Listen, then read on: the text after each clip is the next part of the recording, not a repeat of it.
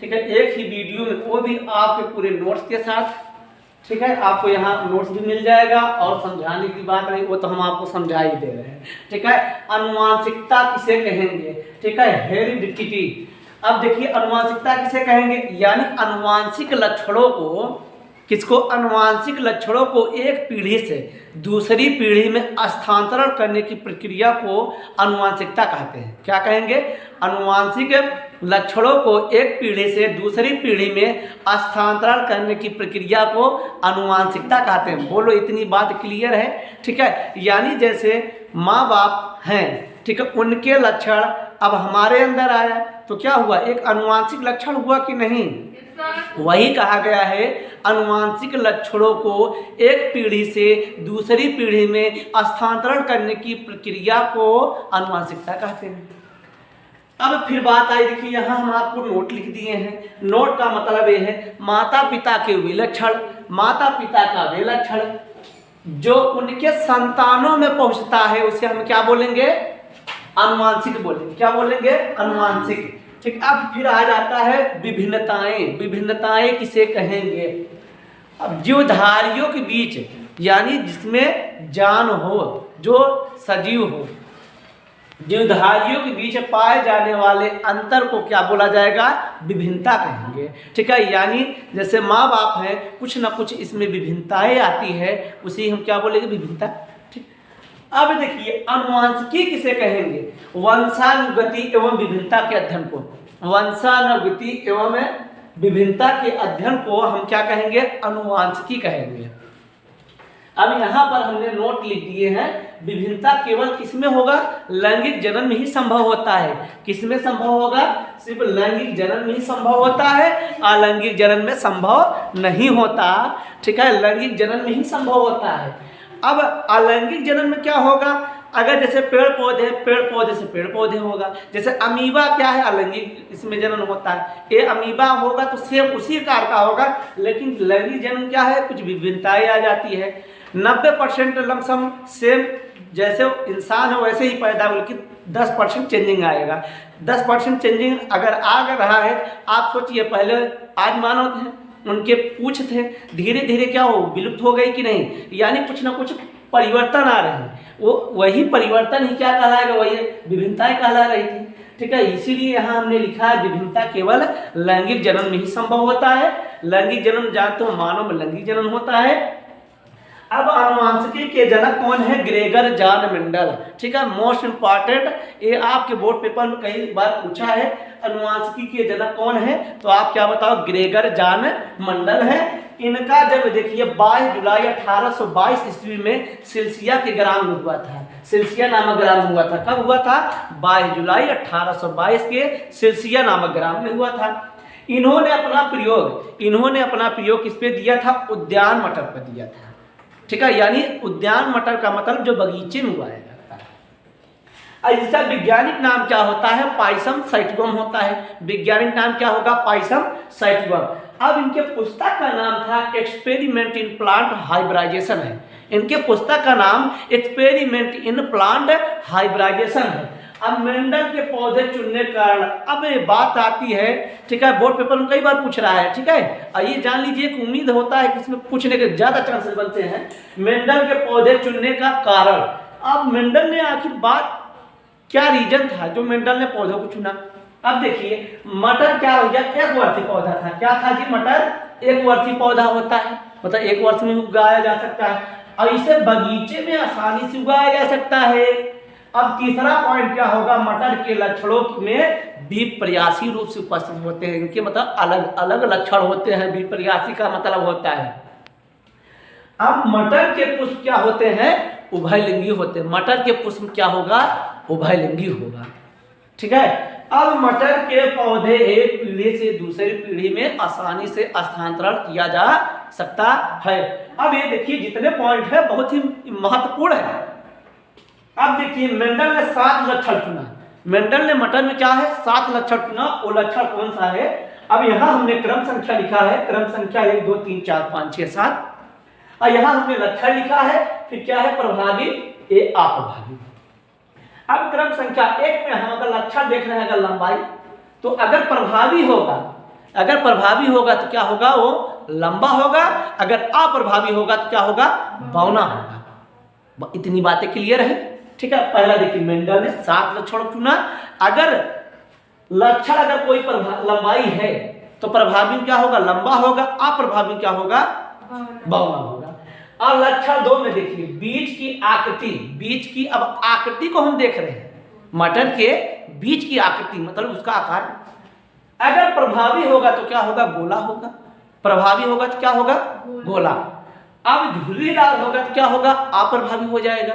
गोल होगा तो क्या होगा, प्रभावी होगा, अगर झुर्रीदार है तो क्या होगा, अप्रभावी। ठीक है, अब देखिए जो मटर होता है, ठीक है, कई मटर देखिए एकदम गोल होगा, एकदम मस्त, ठीक है, कुछ होते हैं ऐसे चिपटा टाइप होंगे, ठीक है, वो झुर्रीदार बोला जाता है। अब बीज के रंग पे आते हैं, अगर लक्षण बीज का रंग है, ठीक है, तो ये क्या होगा, अगर पीला, देखिए प्रभावी क्या हो जाएगा आपका, पीला, प्रभावी क्या होगा, पीला, अप्रभावी क्या होगा, हरा होगा। क्या, बीज का रंग। ठीक है, अब तीसरी बात क्या होगा, चौथी पुष्प का रंग। अब हम क्या देखेंगे, पुष्प का रंग, यानी जो उसका पुष्प होगा यानी फूल का होगा उसका रंग देखेंगे। अगर प्रभावी होगा तो क्या होगा, बैगनी होगा, अगर अप्रभावी होगा तो क्या होगा, सफेद होगा। अगर बैगनी होगा तो क्या होगा, प्रभावी होगा। ठीक है, अगर सफेद होगा तो क्या है, समझ लीजिए क्या होगा, अप्रभावी। अब देखिए 5वां नंबर, पुष्प की स्थिति। पुष्प की स्थिति क्या होगा, प्रभावी क्या होगा, कक्षस्थ होगा, और अप्रभावी क्या होगा, अकक्षस्थ होगा। एक कक्षस्थ होगा, एक क्या होगा, अकक्षस्थ। अब 6ठा नंबर देखिए फली का रंग। अब हम क्या देखेंगे, फली का रंग, यानी अगर ये मटर है, ठीक है, इसका जो ये फली है, फली का रंग अगर हरा होगा तो क्या होगा, प्रभावी होगा। ठीक है, हरा है तो क्या होगा, प्रभावी, अगर पीला है तो क्या होगा, अप्रभावी होगा। ये समझ लिए क्या है, फली का रंग। किसका, फली का रंग। अब 7वें नंबर पे आ गया फली की आकृति। अब हम आकृति देखेंगे, फली की आकृति देखेंगे। अगर प्रभावी होगा तो क्या होगा, फैली हुई होगी, अप्रभावी होगा तो सिकुड़ी हुई। क्या, फली की आकृति। ठीक है, उसका फल का आकार कैसा होगा, जो मटर होगा, ठीक है, तो उसका क्या होगा, प्रभावी होगा, फैला हुआ होगा, नहीं तो सिकुड़ी हुई होगी। तो मेरे छात्रों इतना हम आपको ये समझा दिए। ठीक है, अगर जहां जिसको ना लगे भैया समझ में तो आप कमेंट करिए। ठीक है, हम पूरा कोशिश करेंगे आपको समझाने का। और आपको, ठीक है, हम YouTube में लोग देखिए YouTube में क्या करते हैं, अपना नोट्स भेजते हैं, हमारा ये काम नहीं है। देखिए हम चाहे तो आपको ऐसे समझा के फिर पूरा इरेज कर दें, लेकिन हम आपके लिए पूरा नोट्स बनाते हैं। ठीक है, मतलब आपके लिए, ताकि कोई समस्या ना हो। ठीक है, तो आप मेरे भाई एवं बहनों, आप लाइक एवं सब्सक्राइब जरूर कर दीजिए अगर अच्छा लगे वीडियो तो।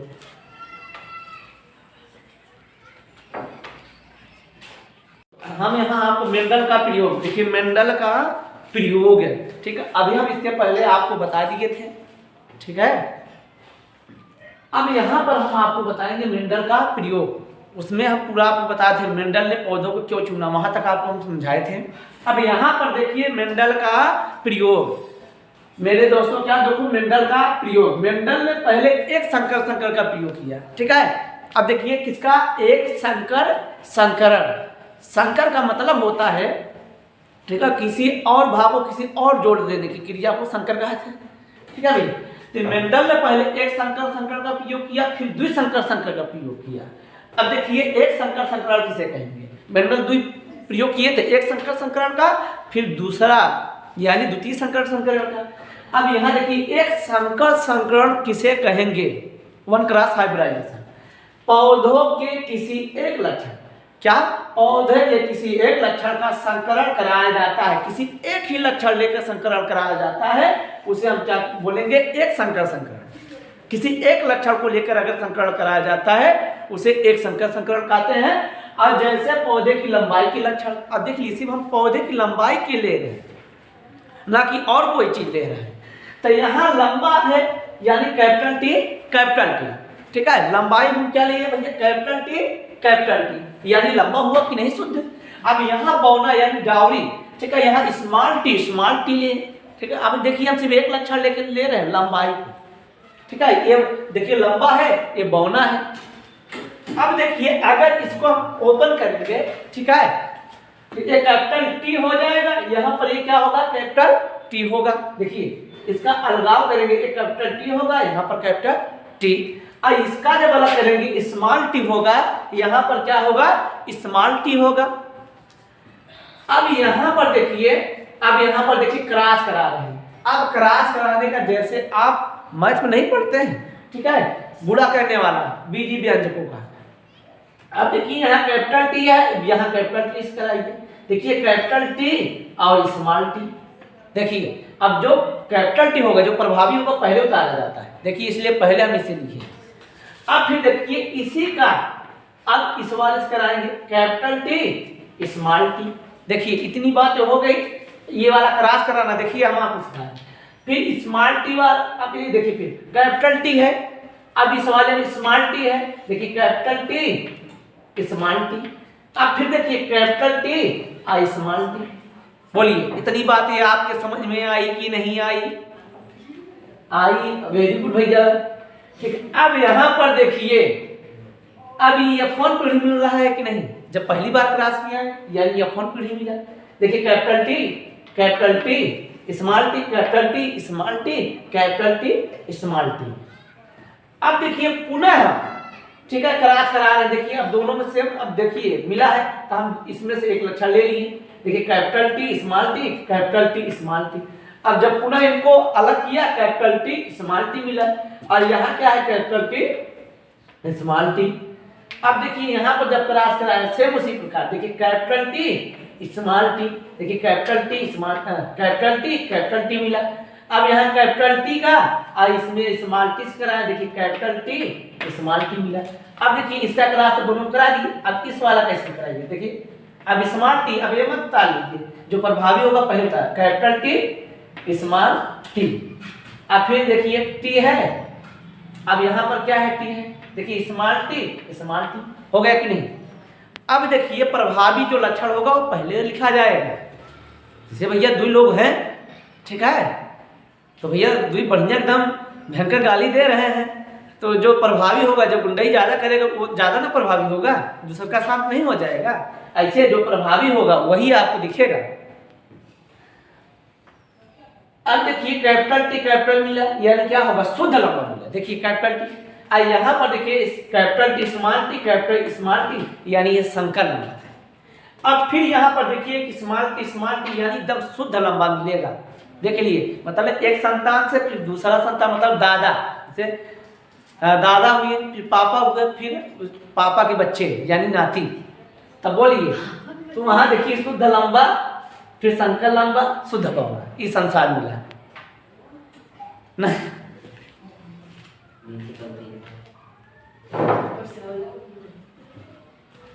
अब फिर यहाँ पर देखिए, अब फिर देखिए शुद्ध लंबा अनुपात कोई पूछेगा तो 3:1 मिलेगा। कितना आएगा, 3:1।